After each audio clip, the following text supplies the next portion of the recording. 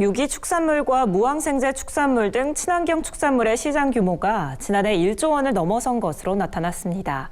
그러나 소비자 중 절반은 유기무항생제 축산물에 대해 잘 모르고 있는 것으로 조사되는데요. 권소환 기자가 자세한 내용 전해드립니다. 소와 돼지 등 가축에 100% 유기사료를 먹여 생산한 유기축산물과 항생제를 사용하지 않은 무항생제 축산물. 이들 친환경 축산물의 시장 규모는 확대된 데 반해 소비자의 인지도는 낮은 것으로 조사됐습니다. 농림축산식품부가 올해 8월부터 넉 달 동안 소비자를 대상으로 설문조사한 결과 유기 무항생제 축산물을 정확히 알지 못한다는 응답이 47%, 절반에 가깝게 나타난 겁니다.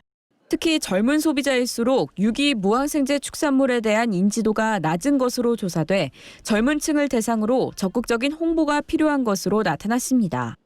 한편 유기 무항생제 축산물의 유통은 활발해지는 추세로 지난해 시장 규모가 1조 원을 넘어선 것으로 조사됐습니다.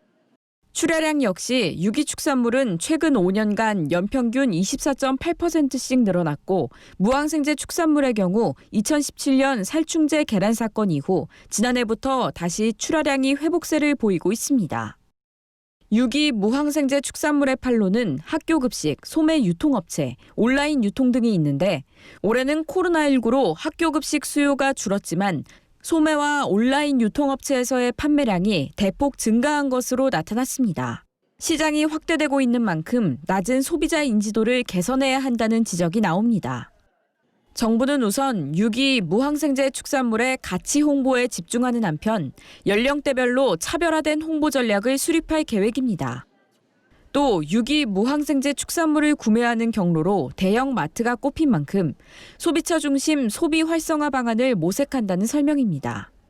SSM 쪽으로 국가인증 축산물을 경쟁적으로 이렇게 유치를 해서 차별화를 두려고 노력들을 하고 있는 모습이 보이거든요. 대량 소비처에서 이런 국가인증품을 끌어주는 역할을 하면은 생산도 어느 정도 확대가 되지 않을까. 정부는 이와 함께 유기축산물은 우유, 무항생제 축산물은 달걀과 닭고기에 편중돼 생산이 불균형하다고 보고 품목별 생산 여건 등을 분석할 계획입니다. MBS 뉴스 권소환입니다.